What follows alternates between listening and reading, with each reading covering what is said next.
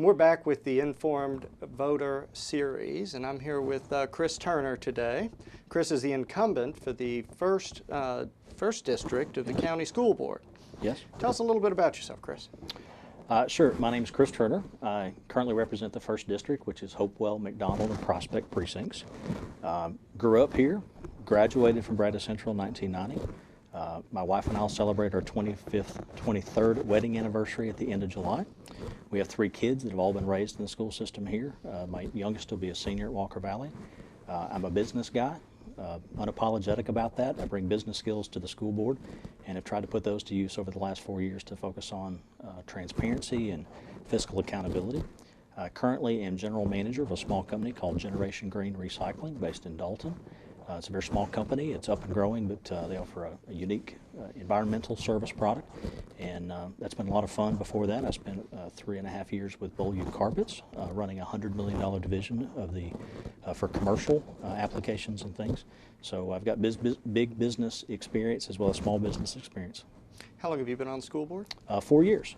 Okay. I was elected in 2012. Why did you decide to go run for a school board? Wow. I really felt called to do that, to be honest. That's the honest answer. I felt called to do it.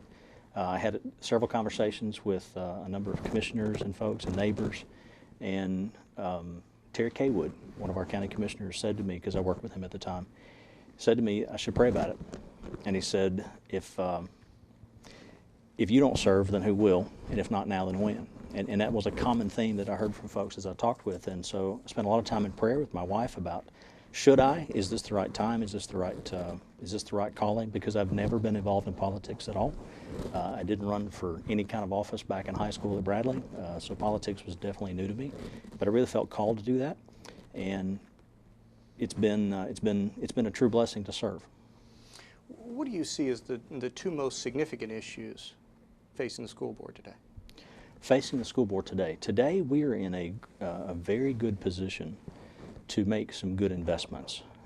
You know, I carry my campaign card around from 4 years ago. And on the front of the card, our #1 challenge, this is 4 years ago that I put on my campaign card, was how do we fund investments in education without new taxes? And 4 years ago, the wheel tax was the big issue. That's what drew people to the polls, and people argued about whether we needed a wheel tax, whether we really needed taxes for schools. And in the last 4 years, we've been able to prove that you can still save money and still make investments. We've been able to identify wasted spending and cut that out of our budget, and also focus on priorities. So we're in a position now where we've been able to save millions of dollars for Lake Forest Middle School. We've been able to put iPads in the hands of kids K1 and 2 at Prospect, one of my schools, and also Valley View down in the 6th District.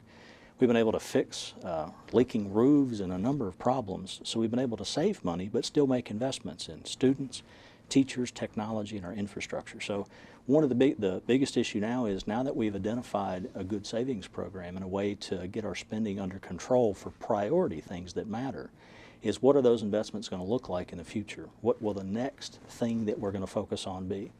And the second thing that I think is a major priority is focusing on early education reading. And Read 20 is a big initiative that I credit Dr. Cash with leading and bringing to our community. And it's a real focus on the fact that about half of our kids, grade 3 and under, aren't proficient at grade level in reading. And that's a predictor of all kinds of problems in our community and society as a whole. But it's one that we can solve. It's one that we can fix. And the iPad investment that we did is a great place to start, because it engages each student individually in ways that are fun and creative and things that they can take home and really invest in one-on-one. And it's a way for us to get sort of a bang for the buck, if you will, in making those types of investments. So that's, I think, the next thing we have to focus on, is taking our strategic plan that the board has developed. And now with our central office and our administrators and our principals, they've completed another round of strategic planning this summer in June. It is really working that plan. We've planned the work, now it's time to work the plan and focusing on excellence, especially around reading and early childhood development. Okay. Hey, you've been on the board for 4 years. A lot of things have happened over the 4 years. We have a new superintendent. Tell us a little about that. Dr. Cash has been a real breath of fresh air. When we interviewed her, I was really blown away with the skills that she brought to Bradley County. Also the relationships that she brought to Bradley County. She first name basis with the Commissioner of Education, the new Commissioner of Education, I'd say, Dr. McQueen. The resources in their financial management group, their software, the things behind the scenes that we run the school system with. She just got great relationships with all across the state with other directors of schools and other administrators. But she's it's kind of getting the best of both worlds. A lot of times as I interacted with other school board members and superintendents, you find folks that are specialists in teaching and academia, but very weak in financial management. Or you find some that are maybe CPAs or bean counters or very strong in financial management, but don't have the soft skills and understand the process of education. And Dr. Cash brings both and is an absolute rock star with both.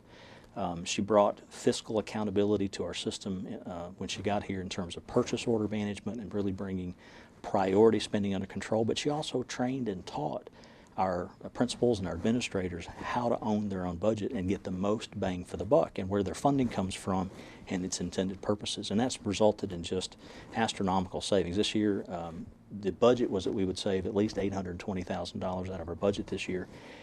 But I'm going to bet we're going to be well over $1 million by the time we close the books at the end of next week. Excellent. One of the other things that occurred is you guys have opened your meetings a little bit more to the public and allowing some public comment during your meetings, if I understand. And one of those such sections was with regard to curriculum and social studies that has been in the news recently. Would you tell us a little bit about that? Sure. When I came onto the board, I thought it was odd that we had a pre-meeting before the meeting. No media in attendance, just school board members, director of schools, occasionally somebody from the central office.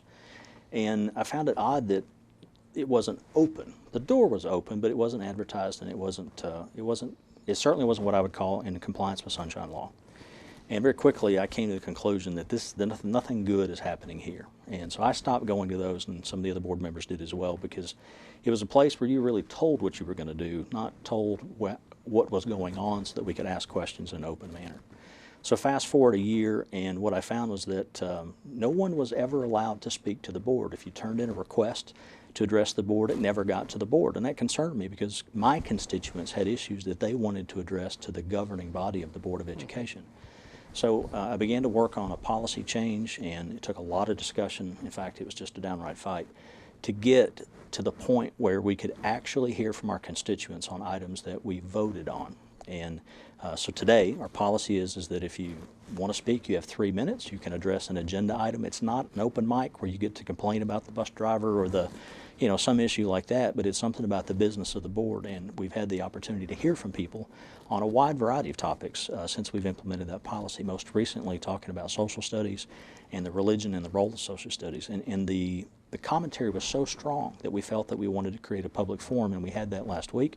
It was really a great opportunity to hear diverse opinions, diverse experiences, people who had spent time in the Middle East and other parts of the world talking about how religion has influenced society there and the things that they thought should and should not be included here in Bradley County.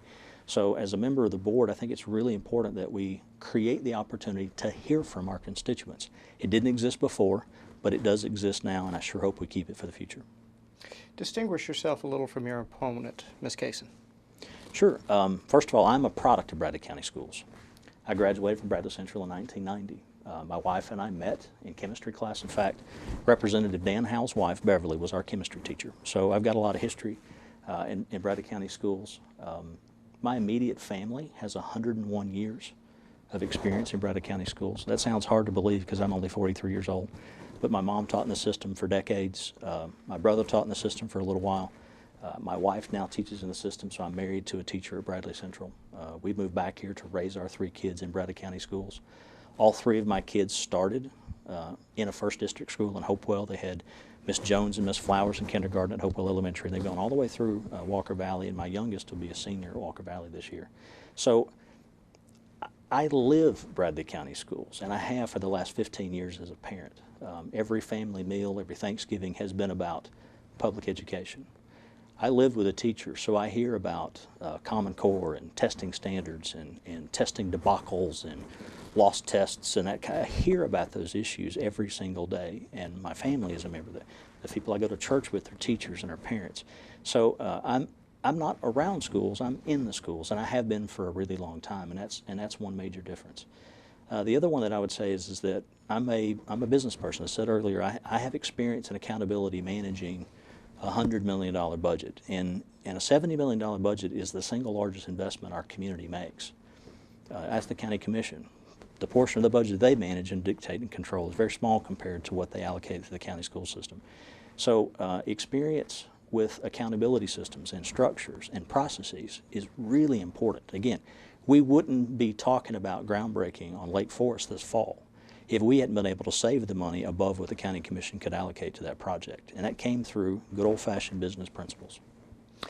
If people want to find out more about you, do you have a website? Sure, turnerforschools.com, the number 4, turnerforschools.com. Facebook is always a useful tool, and you can find me as Chris Turner as an individual account, or Turner for Schools as a public Facebook page, and I also do Twitter on time to time, and that's Turner for Schools as well. Thank you for coming in today. I greatly appreciate it. Great. It's been a joy. Thank you for the opportunity. Yes, sir.